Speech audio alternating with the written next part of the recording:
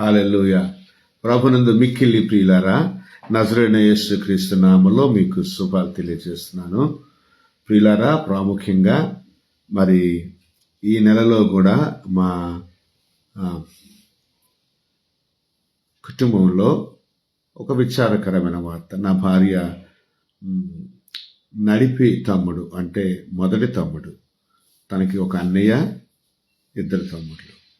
చిన్న తమ్ముడు 2025 అక్టోబర్ నెలలో ప్రభునందు నిద్రించాడు.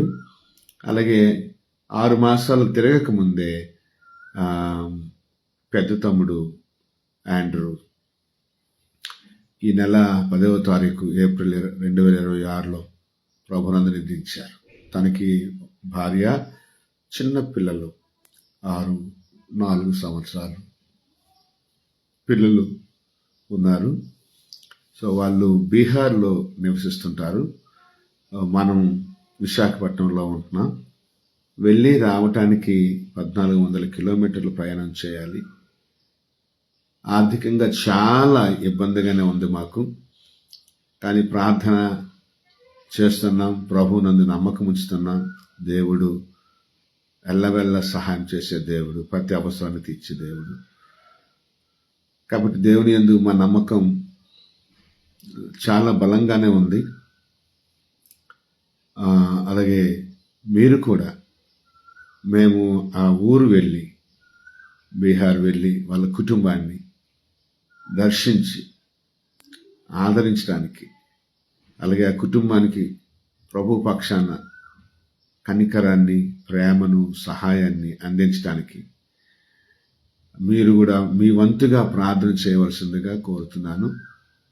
ప్రభు మిమ్మల్ని ప్రేరేపిస్తే గనక ముందుకు వచ్చి సహాయం చేయవలసిందిగా కూడా నేను ప్రభు పేరిట మీకు విజ్ఞప్తి చేస్తున్నాను.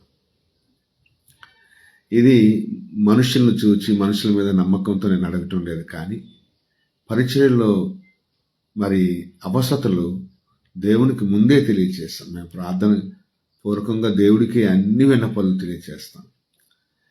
పరిచారకునిగా మా కుటుంబంలో, మా పరిచర్యలో ఏం జరుగుతుందో ప్రేక్షకులైన, స్నేహితులైన, ప్రార్థనలో పాలిభాగస్తులైన మీ అందరికీ తెలియచేయాలన్న బాధ్యత మా మీద ఉంది. కాబట్టి మీకు ఈ విషయాలు తెలియజేస్తున్నాం. మంచిది, ప్రార్థించండి, సహకరించండి. ఈరోజు వాక్యాన్ని కూడా కొద్ది నిమిషాలు ధ్యానం చేసుకుందాం. దేవుడు మనతో కొన్ని విషయాలు మాట్లాడి మనల్ని బలపరచాలని, బలపరచబోతున్నాడని నేను ఆశిస్తూ వాక్యంలోనికి వెళ్తున్నాను. మార్కు సువార్త 5వ అధ్యాయము 43వ వచనంలో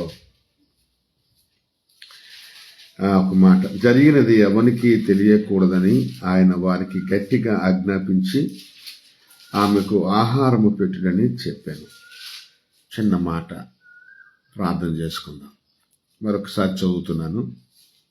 జరిగినది ఎవరికి తెలియకూడదని ఆయన వారికి గట్టిగా ఆజ్ఞాపించి ఆమెకు ఆహారము పెట్టుడని చెప్పాను.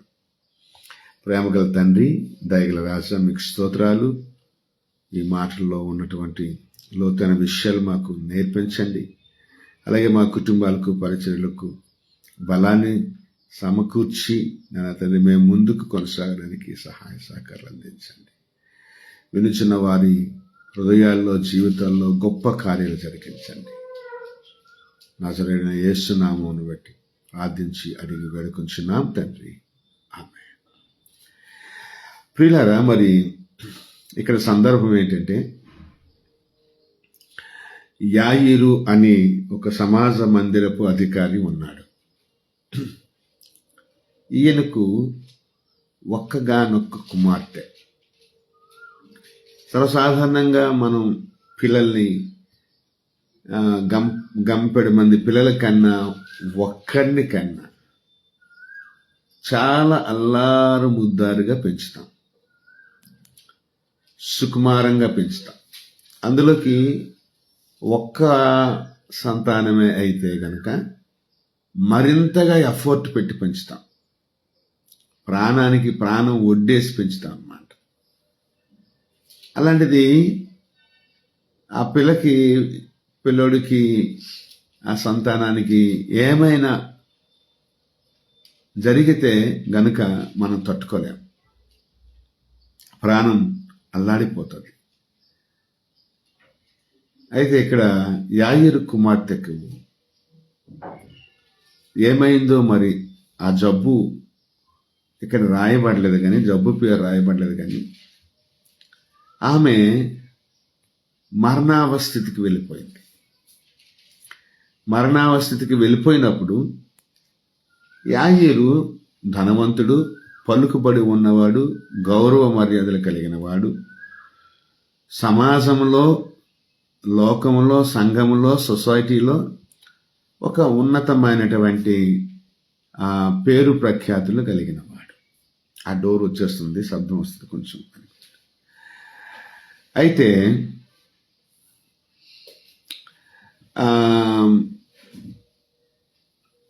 యేసు ప్రభు వారి ఊరిలో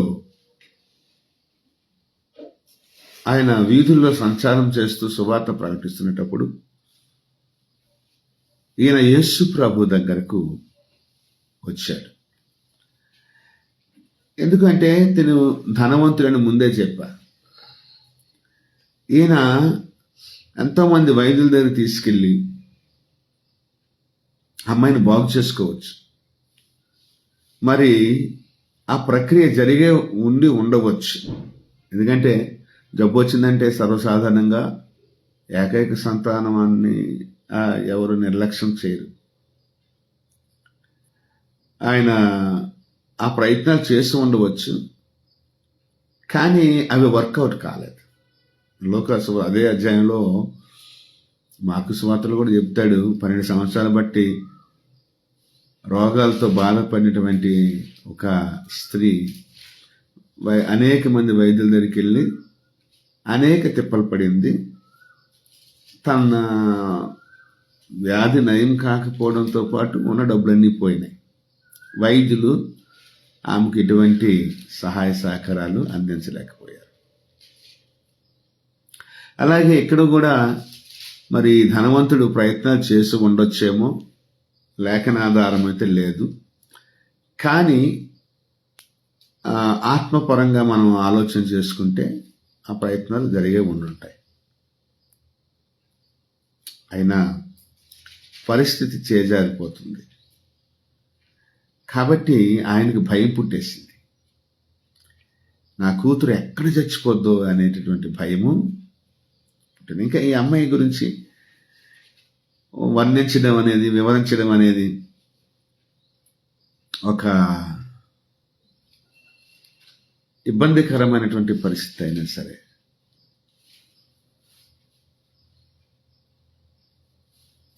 యవనస్తురాలు మరి ఎన్ని రకాలుగా మనం చెప్పినా కొంతమంది ఇప్పుడు జనరేషన్లో వాళ్ళ ఇష్టాల ప్రకారంగా జీవిస్తున్నారు తప్ప దేవునికి ఇష్టానుసారంగానో లేకపోతే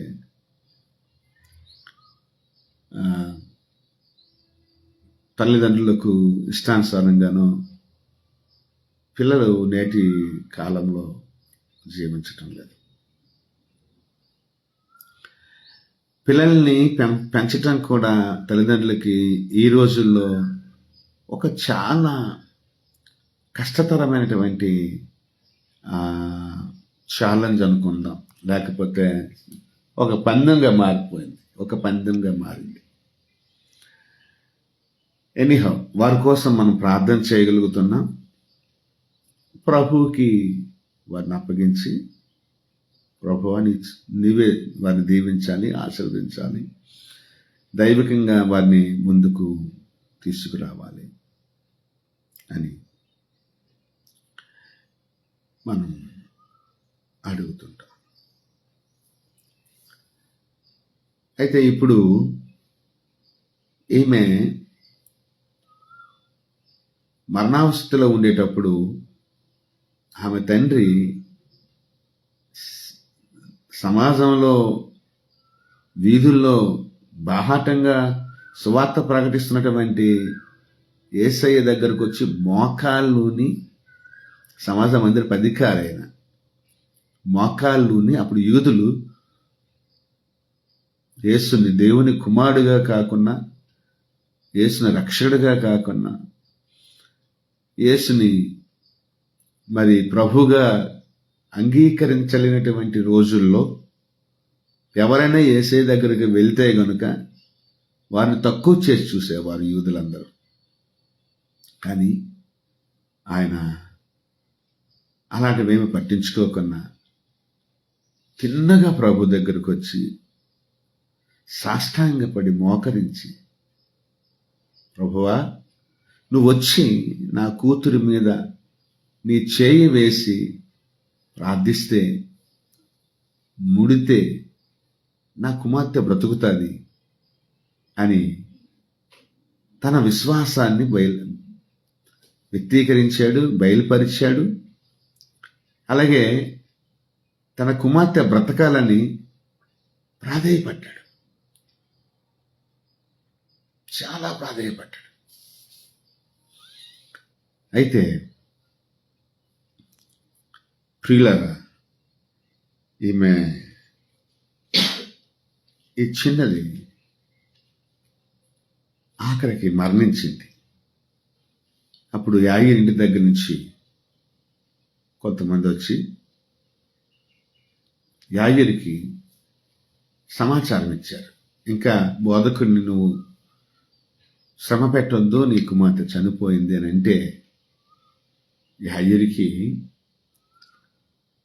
యేసు ప్రభు ఒక మాట చెప్పాడు, భయపడొద్దు, నమ్మకముంచు. దేవుని యందు నమ్మకముంచావు, నా యందు కూడా నమ్మకముంచు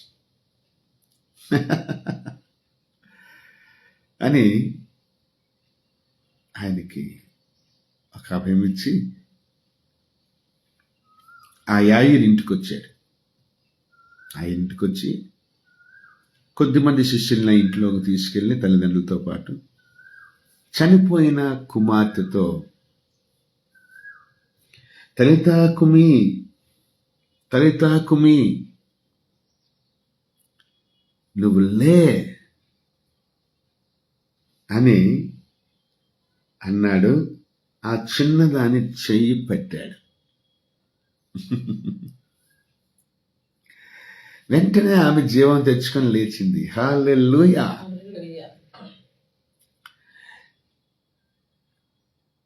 ఆ తరువాత యేసుప్రభు ఒక మాట చెప్పాడు, ఇది ఎవరికి చెప్పకండి, ఈమెకు ఆహారం పెట్టండి అన్నాడు.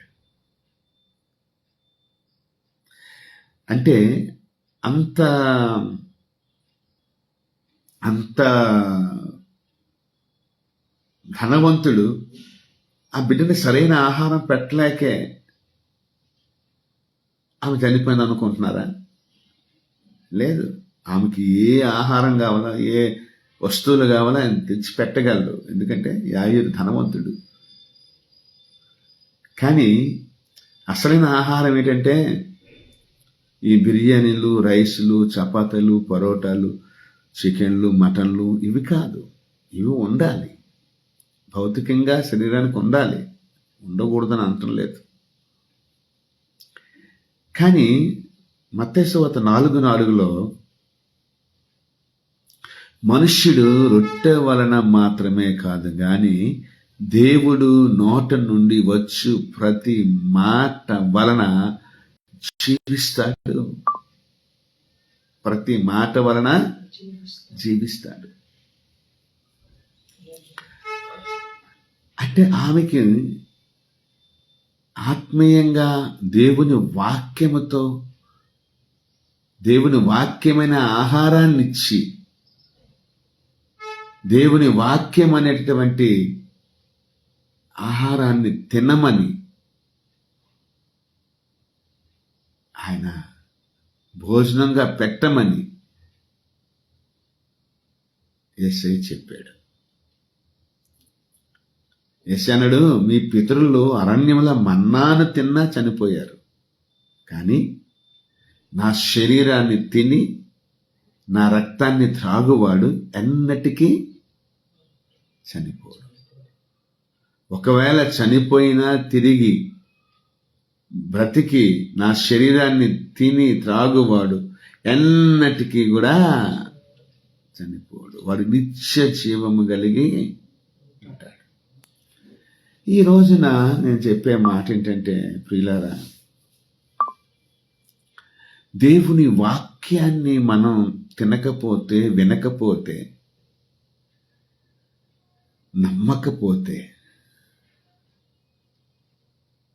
అది పాపముగా పరిగణించబడి పాపానికి వచ్చు జీతము మరణం. కాబట్టి ప్రతి క్రైస్తవుడు ఈరోజు నిర్జీవంగా ఎందుకు ఉంటున్నాడు అంటే వాడు వాక్యాన్ని వినటం లేదు, వాక్యాన్ని నమ్మటం లేదు, వాక్యాన్ని తినటం లేదు, వాక్యాన్ని చదవటం లేదు, వాక్యాన్ని ధ్యానించటం లేదు. ఇది చాలా దౌర్భాగ్యం, చాలా దౌర్భాగ్యం. ఇంకా దేవుడు అంటాడు,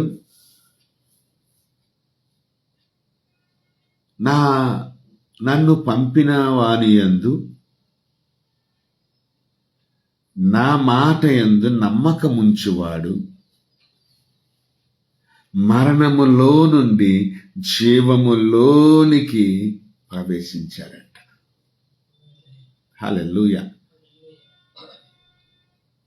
యేసయ్య మాట యందు నమ్మకముంచువాడు, యేసయ్య మాట వినేవాడు జీవము కలిగి ఉంటాడు. ఇంకొకసారి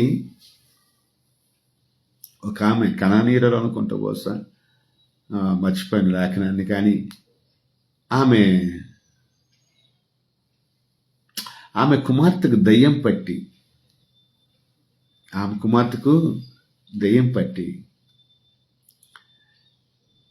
పట్టి పీడించి చంపేసేటటువంటి పరిస్థితుల్లోకి వెళ్ళిపోతే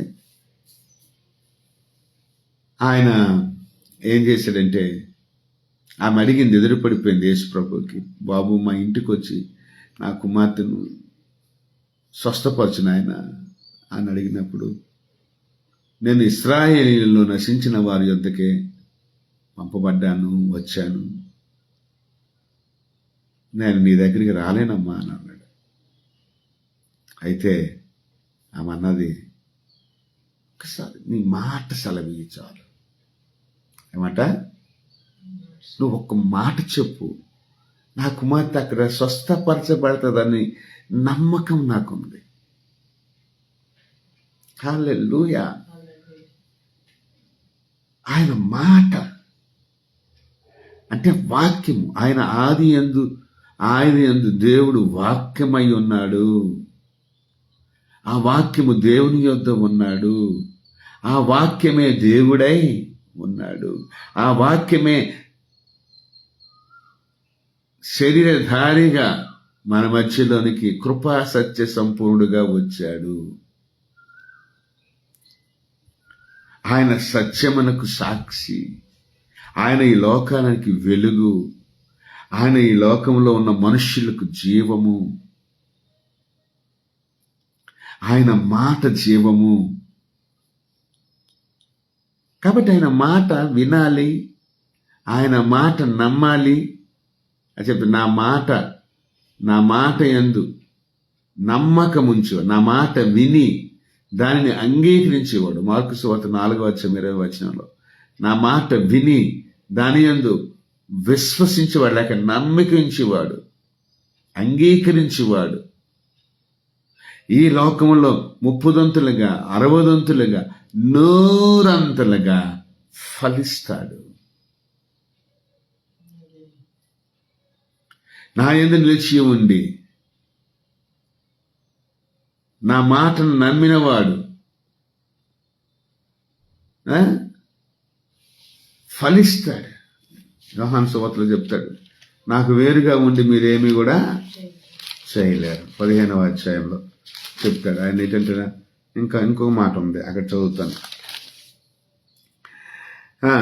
ఆయన నా యందు మీరును మీ యందు నా మాటలు నిలిచిండిన ఎడల మీకేది ఇష్టమో అడుగుడి, అది మీకు అనుగ్రహింపబడును.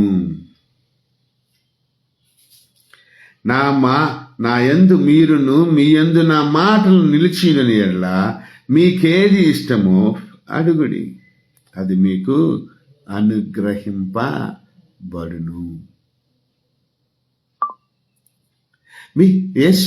యాయీరు అదే చేశాడు. యేసు ప్రభు నందు విశ్వసించాడు, యేసు ప్రభు మాటలు యందు విశ్వసించాడు. కాబట్టి ఆయన తన కుమార్తెను వచ్చి అడిగాడు. ఏమడిగాడు? నా కుమార్తె వచ్చి నువ్వు వచ్చి నా చిన్న కుమార్తె 5:23 మార్కు సువార్త ఆయన ఏం చెప్తాడు? 21 యేసు మరలా ధోని ఎక్కి అందరికి వెళ్ళినప్పుడు బహుజన సమూహము ఆయన యొద్దకు కూడి వచ్చెను. ఆయన సముద్ర తీరం ఉండగా సమాజ మందిరపు అధికారుల్లో యాయీరును ఒకడు వచ్చి ఆయన చూచి ఆయన పాదముల మీద పడి ఆయన పాదాల మీద పడి అది నేర్చుకోవాలా. ఆయన పాదాల మీద పడి అంటే మోకరించి సాష్టాంగపడి ప్రభువా అని ఆయన పాదాల మీద పడినప్పుడు ఆయన మనతో మాట్లాడు. నా చిన్న కుమార్తె చావనయ్యున్నది, నా చిన్న కుమార్తె. ఓకే, మరి ఆయనకి ఎంతమంది పిల్లలు ఉన్నారో నాకు తెలీదు, సారీ. నా చిన్న కుమార్తె చావనయ్యున్నది, అది బాగుపడి బ్రతుకున్నట్లు. అది చూసావా? బాగుపడాలి, బ్రతకాలి, బాగుపడాలి, బ్రతకాలి అని చచ్చిపోయింది. చావు. యేసుప్రభు నమ్ముకున్న వాడికి జీవం కలగాలి. యేసుప్రభు నందు జీవం ఉంది, యేసుప్రభు నందు జీవం ఉంది. యేసుప్రభు నమ్ముకునేవాడు బ్రతకాలి, బ్రతకాలి. ఏ మనుషుడు చావు కోసం పుట్టించబడలేదు, నిత్యము ఆయనతో బ్రతకడానికి పుట్టించబడ్డాడు. అదే దేవుని మహిమ. దేవుడి మహిమ అంటే జీవము కూడా దేవుని మహిమే. హల్లెలూయా. నా చిన్న కుమార్తె చావనయ్యున్నది, అది బాగుపడి బ్రతుకున్నట్లు. చూసావా? బ్రతికేటట్టు నీవు వచ్చి దాని మీద నీ చేతులు ఉంచాలి. దేవా, ప్రభువా, మా పిల్లలు బాగుపడాలి, మా పిల్లలు బ్రతకాలి అంటే నువ్వు వచ్చి వారిని ముట్టుకోవాలయ్యా. ఇది ప్రార్థన చేయాలి. అంటే భౌతికంగా ఇప్పుడు మన పిల్లలు మరణించినట్టు కాదు, భౌతికంగా కాదు, ఆత్మీయత లేని బిడ్డలకు దేవా నువ్వు వచ్చి వారు బాగుపడాలి. నువ్వు వాళ్ళ దగ్గరికి రావా, నువ్వు వాళ్ళ దగ్గరికి వస్తే బాగుపడతారు. నువ్వు వాళ్ళ దగ్గరికి వస్తే బాగుపడతారు. వారి మీద చేయి ఉంచితే వాళ్ళు బాగుపడతారయ్యా. హల్లెలూయా. ఎంతమంది పిల్లలు దేవునికి, తల్లిదండ్రులు మనకి వ్యతిరేకంగా తిరుగుతున్నారు ఈ రోజుల్లో. మన సంఘాల్లో మన పిల్లలు ఎక్కడున్నారు? ఇప్పుడు మన సంఘాల్లో స్త్రీలు, మీ భర్తలు ఎక్కడున్నారు? కనీసం మీరైనా దేవుని సన్నిధికి వచ్చి మోకరించి దేవుడు మాటలు విని ప్రార్థన చేస్తున్నారు. అది మీ పిల్లలకు యోగక్షేమం, మీ భర్తలకు యోగక్షేమం. మిమ్మల్ని దేవుడు దీవించునుగాక. అనేక మంది భర్తలు త్రాగుబోతులుగా, త్రాగడానికి, పేకాటాడడానికి, విహారానికి, లేకపోతే ఇంకొక పంచలోకి పోవడానికి, ఇంకొక ఇంట్లో దూరడానికే సమయాన్ని చాలా మంది వెచ్చిస్తున్నారు. ఇది జరుగుతున్నటువంటి సంఘటనలు తప్ప మిమ్మల్ని ఉద్దేశించి మిమ్మల్ని దేవుడు మరి మీతో మాట్లాడకపోతే ఎవరితోనయ్యా మాట్లాడతాడు? ఎక్కడికి పోతున్నావు నువ్వు ఆదివారం నాడు? పిల్లలైతే క్రికెట్ మ్యాచ్లని, టూర్స్ అని, ట్రిప్స్ అని, బాక్స్ క్రికెట్లని పిల్లలు చాలా మంది దేవుడి సన్నిధికి దూరంగా ఉన్నారు. పెద్దలైన మీరు ఇంటి దగ్గర ఏం చేస్తారు? మందిరానికి వెళ్ళకున్నా త్రాగడానికి, తిరగడానికి, ఇంకొక కొంపులో దూరడానికి నువ్వు వెళ్ళే చాలు, నీకు దేవుడుంటే చాలు అని నీ భార్యను దేవుడి సన్నిధికి నువ్వు పంపించి నువ్వు బయట చేస్తున్నటువంటి తతంగం ఏంటి, తొంతేంటి? ఇది చాలా తప్పు కదా. నువ్వు కూడా దేవుడి దగ్గరకు వచ్చాయి. ఆ పూటకి దేవుడి దగ్గర అడుగు దేవా, నేను బ్రతకాలయ్యా, బాగుపడాలయ్యా, నా కుటుంబం బాగుపడాలి, నేను బ్రతకాలి, నా పిల్లలు బ్రతకాలి అని దేవుని నువ్వు గోజాడితే, దేవా మా ఇంటికి రా, మా దగ్గరికి రా, మా పిల్లల దగ్గరికి రా, నా దగ్గరికి రా, నా భార్య దగ్గరికి రా అని నువ్వు ప్రార్థన చేసుకుంటే ప్రభువు వచ్చి దర్శిస్తాడు, మాట్లాడతాడు, వాళ్ళని పట్టుకుంటాడు, వాళ్ళు లేపుతాడు. హల్లెలూయా. అదే యాయీరు చేశాడు. నీవు వచ్చి అది బాగుపడి అది చావన, చిన్న కుమారి చావన ఉన్నది, అది బాగుపడి బ్రతికేటట్టు. గొప్ప మాట. ఇది చాలా నన్ను ఆకర్షించింది. నీవు వచ్చి దాని మీద నీ చేతులు ఉంచవలనని ఆయనను మిగులు బతిమాలు కొనగా ఆయన అతనితో కూడా వెళ్ళెను. అప్పుడు వెళ్ళాడు. ఈలోపు వెళ్తుండగా జనసమూహాలు బోళ్ళంతమంది పడ్డారు. ఈలోపు రక్తస్రావం గల స్త్రీ ఆమె ఆయన ముట్టుకోవడం, అక్కడ కొంత టైం స్పెండ్ చేయడం జరుగుతుండగా ఈలోపు ఆ అమ్మాయి చచ్చిపోయింది. అప్పుడు 35వ వచనంలో ఆయన ఇంకను మాట్లాడుచుండగా సమాజ మందిరపు అధికారి ఇంటి నుండి కొందరు వచ్చి, నీ కుమార్తె చనిపోయినది. హల్లెలూయా. నీ కుమార్తె చనిపోయినది, ఇక నీవిక బోధకుని ఎందుకు శ్రమ పెట్టుదు అనేది యేసు వారు చెప్పిన మాట లక్ష్య పెట్టక భయపడకము, నమ్మిక మాత్రముంచుమని సమాజ మందిరపు అధికారితో చెప్పి, పేతురు, యాకోబు, సహోదరుడు యోహాను వారిని తప్ప మరి ఎవరినైనా తన వెంబడి రానియక సమాజ మందిరపు అధికారి ఇంటికి వచ్చి ఇంకా అక్కడ నేను చెప్పిందంతా చేశాడు. అంటే ఏంటంటే భయపడకు, నమ్మకముంచు. ఏమన్నాడు? భయపడకు, నమ్మకముంచు. నా మాట మీద, నా మీద నువ్వు నమ్మకముంచు. విశ్వాసము కానిదేదో అది పాపం. విశ్వాసము కానిదేదో అది పాపం. నువ్వు దేవుడి మాట నమ్మకపోతే అది పాపం. నువ్వు దేవుని నమ్మకపోతే అది పాపం. నువ్వు దేవుని విశ్వసించకపోతే అది పాపం. ఈయనేం చేశాడో తెలుసా? యేసు ప్రభు మీద నమ్మకం ఉంచాడు. యేసు ప్రభు మీద నమ్మకంతోనే ముందు వెళ్ళాడు. అదే మాట, చనిపోయింది అనే మాట వచ్చినా సరే, చచ్చిపోయిందని తెలిసినా సరే ప్రభునందు నమ్మకం ఉంచాడు. అయితే ప్రభు అక్కడ కార్యం జరిగించి ఏం చేశాడు తెలుసా? ఆ పాపని చేయి పట్టుకొని మాట్లాడి లేవనెత్తి బ్రతికించి బాగు చేసి ఈ అమ్మాయికి ఆహారం పెట్టండి అని చెప్పాడు. ఆ ఆహారం ఏంటంటే జీవము కలిగిన దేవుని వాక్యము. జీవము కలిగిన దేవుని వాక్యం. ఈ రోజున మన బిడ్డల్ని మనం దేవుని వాక్యాన్ని వినకపోయినా చెబుతూనే ఉండాలి. యూట్యూబ్ లింకులు పంపిస్తూనే ఉండాలి. లేకపోతే వాక్యాన్ని బోధిస్తూనే ఉండాలి. వారితో మాట్లాడుతుండాలి. వాళ్ళ చెయ్యిని పట్టుకోవాలి, వాళ్ళు నడిపించాలి. వాళ్ళు చేయి పట్టుకోవడం అంటే వాళ్ళ ఆశలు కొన్ని ఉంటాయి, వాళ్ళ ఆశయాలు కొన్ని ఉంటాయి.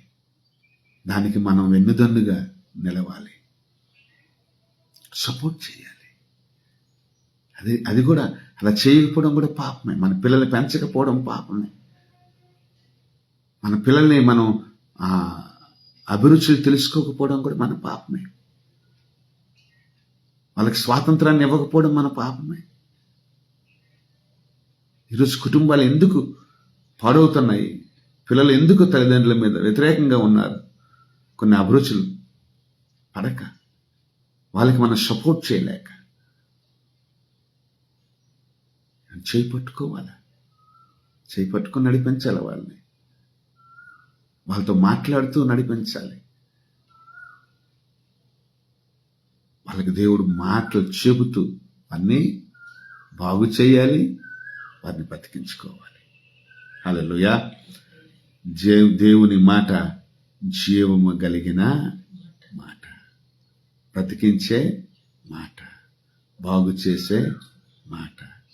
ప్రభువైన యేసుక్రీస్తు వారి యొక్క మాటల్లో జీవము. నేను మీతో చెప్పు మాటలు ఆత్మయు జీవమునై ఉన్నాయని యోహాను సువార్త 6వ అధ్యాయము 63వ వచనంలో తెలియజేయబడుతుంది. కాబట్టి ప్రియులారా, మీరు ఈ మాటలు విని దీవించబడాలని, మీ పిల్లలను, మీ కుటుంబాలను, మీ సంఘాలను దేవుని వాక్యముతో బాగు చేసుకొని బ్రతికించుకోవాలని మనస్ఫూర్తిగా కోరుకుంటూ ఈ నా మాటలు ముగిస్తున్నాను. మరొకసారి మరి మా ప్రార్థనా విజ్ఞప్తి ఏంటంటే, మేము ఈ బీహార్ ప్రయాణానికి సిద్ధమవుతున్నాం, ప్రార్థన చేస్తున్నాం, ప్రభువు నమ్ముతున్నాం. ప్రభువు గొప్ప కార్యాలు జరిగించి ఆర్థికంగా సహాయాన్ని అందించి మేము ఆ ప్రాంతం వెళ్ళి దర్శించి రావటానికి కుటుంబాన్ని ఓదార్చి ప్రేమను చూపి వారి కన్నీరు తుడిచి వారికి కొంత ఆర్థిక సహాయాన్ని అందించి మేము రావాలని కోరుకుంటున్నాం. కుటుంబంతో ప్రయాణం చేయాలని. ఒకవేళ పిల్లలతో పాటు ప్రయాణం చేయలేకపోతే గనక వాళ్ళకి, ఎందుకంటే కాలేజీలో చదువుతున్నారు, వాళ్ళకి సెలవులు దొరకటం లేదు. నా భార్య నేను అయినా సరే, అయితే దేవుడి దయ వల్ల ట్రైన్కి కానీ లేకపోతే ఫ్లైట్కి కానీ వెళ్ళి రావటానికి దేవుడి మార్గం సరళం చేసి సహాయం చేయలాగన, ఒకవేళ దేవుడు మిమ్మల్ని ప్రేరేపిస్తే మాకు కూడా ఆర్థికంగా మీరు కొంచెం సహాయం చేసి ఈ ప్రయాణానికి మీరు కూడా మా దేవుని ప్రేమలో కనికరములో పాలిభాగస్తులు అవ్వాలని కోరుకుంటూ ఈ నా మాటలు ముగిస్తున్నాను. దేవుడు మనల్ని దీవించి ఆశీర్వదించిన గాక. ఆమెను. కళ్ళు మూసుకుంటే అమ్మగారు వచ్చి చిన్న ప్రార్థన చేస్తారు. తదుపరి ఆశీర్వాదం తీసుకొని కార్యక్రమాన్ని ముగించుకుందాం.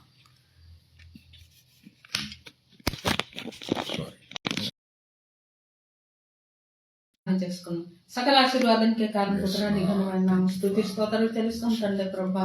ఈ మధ్యాహ్నం కాల సమయంలో తండ్రి ప్రభా, మీ దాసుని అద్భుతకరంగా ఆశ్చర్యకరంగా ప్రభా తన ద్వారా బలమైన జీవమున్న వాక్యం ప్రభా ఇద్దరు తన నోట్ ద్వారా ప్రభా అయ్యా ప్రజలకి ప్రభా ఈ ఆత్మీయ ఆహారంగా పంచిపెట్టవు తండ్రి. నీకు స్తుతి స్తోత్రాలు తెలుస్తుంది తండ్రి. ఈ జీవమైన వాక్యం ప్రభా వినేవారు, వాక్యం అనుసారం జీవించేవారు, గాయకున్నవారు తండ్రి అయా నీరి అందు నమ్మకం ఉంచేవారు ప్రభా. అయా ప్రభా నీ నాటిలో జీవం ఉంది కాబట్టి ప్రభా వాడిని నిత్యం జీవింప చేస్తావు తండ్రి ప్రభా. ఈ దినం ప్రభా ఈ వాక్యం అని ఎంతో మంది కుటుంబంలో ప్రభా మరణపు స్థితిలో ఉన్నారు తండ్రి, కానీ నీ యందు విశ్వాసం ఉంచి ఉన్నారు తండ్రి ప్రభా. వాడిని జీవించమని ప్రార్థిస్తుంది తండ్రి. నీ వాక్యం ప్రతి ఒక్క జీవితాన్ని ప్రభా బాగు చేస్తుంది తండ్రి, బిడ్డలను బాగు చేస్తుంది, కుటుంబాన్ని బాగు చేస్తుంది అయ్యా ప్రభా. కాబట్టి ఈ వాక్యం నా హృదయంలో తండ్రి ఎంతో మంది విన్నారు తండ్రి. నీ వాక్యం ఆన్లైన్ ద్వారా ప్రతి ఒక్క జీవితం గొప్ప కార్యములో జరిగించండి. ప్రతి కుటుంబకుని జీవం చేయండి తండ్రి. నీ యందు విశ్వాసం ఉంచి ప్రభా, నీ యందు భక్తిభయం కలిగి ప్రభా నిత్యం నీ పాద సన్నిధిలో జీవించడానికి అటు కృప మా అందరికీ దయచేయమని ప్రార్థిస్తుంది తండ్రి. దేవానికి స్తుతి స్తోత్రం చెల్లిస్తుందండి అయ్యా ప్రభు. మా సంఘమును జతపరచండి, ప్రతి బిడ్డను ప్రతి కుటుంబీకుని దీవించండి, ఈ బచ్చలను దీవించను, ఆశీర్వాదించండి.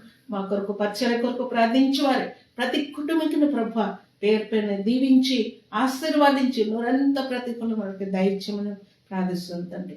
సమస్త మహిమలంతా ప్రభావం మీద మార్పించుకుంటూ యేసు పరిశుద్ధంలో అడిగి కొంచెం తండ్రి. ఆమేన్. ఇప్పుడు మన పరమ తండ్రిన దేవుని యొక్క ప్రేమ, కుమారుడైన యేసుక్రీస్తు వారి యొక్క కృప, సమస్త ఆదరణ కలిగించి పరిశుద్ధాత్మ దేవుని యొక్క అన్యోన్య సహవాసము, సమాధానము కూడి ఉన్న మనకందరకు, సకల పరిశుద్ధులకు, సార్వత్రిక సంఘానికి, వాక్యము విని గ్రహించిన ప్రతి బిడ్డకు, కుటుంబానికి, సహవాసానికి, సంఘానికి ఇప్పుడు ఎల్లప్పుడూ సదాకాలము తోడై ఉండి నడిపించును కాక.